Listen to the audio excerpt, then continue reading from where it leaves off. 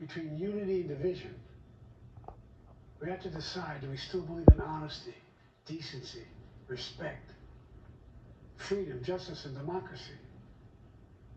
In this moment, we can see those we disagree with not as enemies, but as fellow Americans. Can we do that?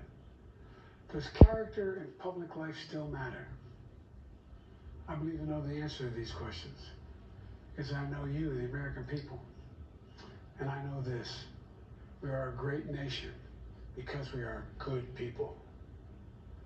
When you elect me to this office, I promise to always level with you, to tell you the truth. And the truth, the sacred cause of this country is larger than any one of us.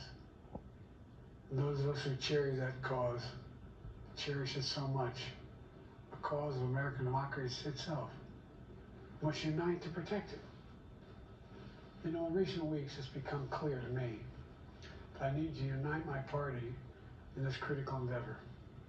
I believe my record as president, my leadership in the world, my vision for America's future, all merited a second term. But nothing can come in the way of saving our democracy. That includes personal ambition. So I've decided the best way forward is to pass the torch to a new generation. It's the best way to unite our nation. You know, there is a time and a place for long years of experience in public life. But there's also a time and a place for new voices, fresh voices, yes, younger voices. And that time and place is now. Over the next 6 months, I'll be focused on doing my job as president. That means I'll continue to lower costs for hardworking families, grow our economy. I'll keep defending our personal freedoms and our civil rights, from the right to vote to the right to choose. I'll keep calling out hate and extremism. Make it clear there is no place in America for political violence or any violence ever, period. I'm going to keep speaking out to protect our kids from gun violence. Our planet from climate crisis is the existential threat. And I will keep fighting for my cancer moonshot so we can end cancer as we know it, because we can do it.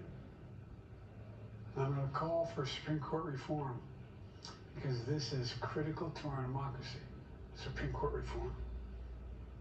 You know, I will keep working to ensure America remains strong, secure, and the leader of the free world.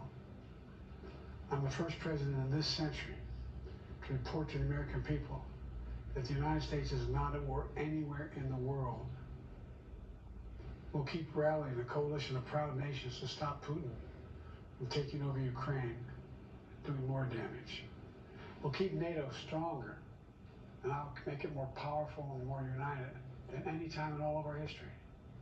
I'll keep doing the same for our allies in the Pacific. You know, when I came to office, the conventional wisdom was that China would inevitably surpass the United States. That's not the case anymore. And I'm going to keep working to end the war in Gaza, bring home all the hostages, and bring peace and security to the Middle East and end this war.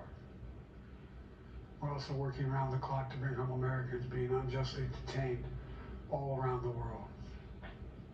You know, we've come so far since my inauguration.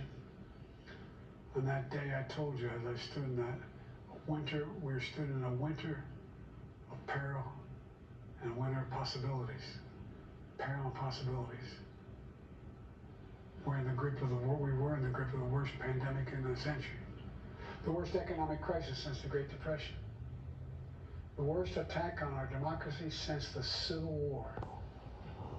We came together as Americans. We got through it. We emerged stronger, more prosperous, and more secure. Today we have the strongest economy in the world, creating nearly 16 million new jobs, a record. Wages are up. Inflation continues to come down. The racial wealth gap is the lowest it's been in 20 years. We're literally rebuilding our entire nation, urban, suburban, rural, and tribal communities. Manufacturing has come back to America. We're leading the world again in chips and science and innovation. We finally beat Big Pharma after all these years to lower the cost of prescription drugs for seniors. And I'm going to keep fighting to make sure we lower the cost for everyone, not just seniors. More people have health care today in America than ever before. And I signed one of the most significant laws helping millions of veterans and their families who are exposed to toxic materials. You know, most significant climate law ever in the history of the world. The first major gun safety law in 30 years. Today, violent crime rate is at a 50-year low. We're also securing our border.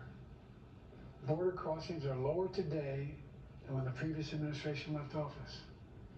I've kept my commitment to appoint the first black woman to the Supreme Court of the United States of America.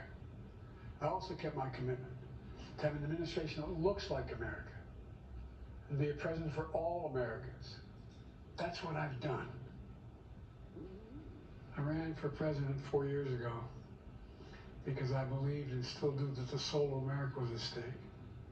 The very nature of who we are was at stake. And that's still the case. America's an idea. An idea stronger than any army, bigger than any ocean, more powerful than any dictator or tyrant. It's the most powerful idea in the history of the world. That idea is that we hold these truths to be self-evident. We're all created equal, endowed by our Creator certain inalienable rights: life, liberty, pursuit of happiness. We've never fully lived up to it, to this sacred idea, but we've never walked away from it either. And I do not believe the American people will walk away from it now. In just a few months, the American people will choose the course of America's future. I made my choice. I've made my views known. I would like to thank our great Vice President Kamala Harris. She's experienced, she's tough, she's capable. She's been an incredible partner to me and a leader for our country. Now the choice is up to you, the American people. When you make that choice, remember the words of Benjamin Franklin hanging on my wall here in the Oval Office, alongside the busts of Dr. King and Rosa Parks and Cesar Chavez. When Ben Franklin was asked, as he emerged from the convention going on, whether the founders have given America a monarchy or republic, Franklin's response was, a republic, if you can keep it. A republic, if you can keep it. Whether we keep our republic is now in your hands. My fellow Americans, it's been the privilege of my life to serve this nation for over 50 years. Nowhere else on earth could a kid with a stutter, from modest beginnings in Scranton, Pennsylvania, and Claremont, Delaware, one day sit behind the resolute desk in the Oval Office as President of the United States. But here I am. That's what's so special about America. We're a nation of promise and possibilities, of dreamers and doers, of ordinary Americans doing extraordinary things. I've given my heart and my soul to our nation, like so many others. I've been blessed a million times in return with the love and support of the American people. I hope you have some idea how grateful I am to all of you. The great thing about America is here, kings and dictators do not rule, the people do.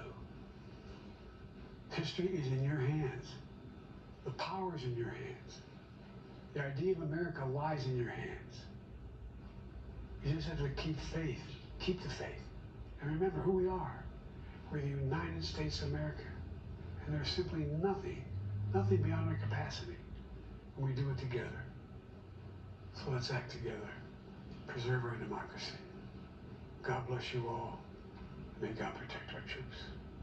Thank you. President Biden in the Oval Office.